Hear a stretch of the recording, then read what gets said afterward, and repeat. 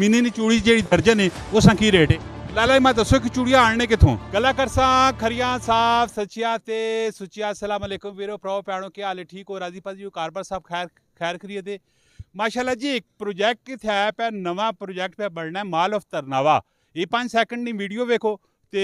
ਉਸ ਤੋਂ ਬਾਅਦ ਅਗਲੀ ਗੱਲਬਾत करने हैं जेम टू मॉल ऑफ तरनावा हमसे रब्ता करने के लिए पहला कमेंट चेक करें।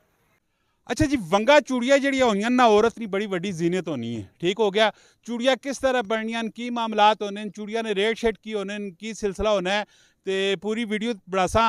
कमेंट में अपनी राय भी देनी और इस वीडियो शेयर भी करना है जी अस्सलाम वालेकुम। वालेकुम सलाम सर। लाला मैं दसो कि चूड़ियाँ आने कितों सर जी हैदराबाद ही तैयार होनी तो असी फिर बधाई तो लैके आने। अच्छा तो इन्होंने सैज शैज की होने साइज मुख्तलिफ होने न 2.25 हाथ पे 2 इंची 2.5 इंची। ज़्यादातर जड़ियाँ खवातीन आनियां उन्होंने की चॉइस होनी किस किस्म की चूड़ियाँ पसंद करनियां बस ज़्यादातर जी फैंसी चूड़ी इस्तेमाल होनी है मीने ली ज़्यादा लोग इधर जड़े ना दैती सिस्टम है जो मीने ली चूड़ी इस्तेमाल कर रहे हैं यानी साल जी चलनी है। अच्छा ये बाज़ दफ़ा पुआने बड़ा हाथ ने होते कच भी लाग ना होना है तो इस मामले होते फिर की तुसी करने हो किस तरह सेफ्टी करने हो सर जी इस ना कच ना जो जख्म खराब नहीं होना अगर वक्ती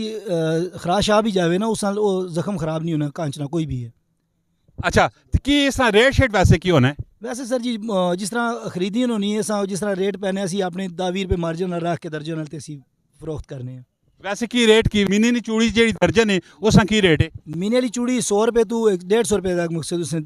दरमियान काम शम सही है अल्हम्दुलिल्लाह ठीक है रिज़्क पानी चल रहे हैं बस शुक्र है मालिक ना माशाल्लाह जी हर हवाले नाल रब तआला ना शुक्र अदा करना चाहिए हर हाल विच रब तआला ना शुक्र अदा करना चाहिए। इसी तरह की वीडियो आनियां रहनियां तुसीं असन पेज लाइक करो फॉलो करो कमेंट ने विच मीनी वाली चूड़ी ने मतलब तुसा लाजमी दसना मिलना नेक्स्ट वीडियो च फी अमान अल्लाह पाकिस्तान जिंदाबाद।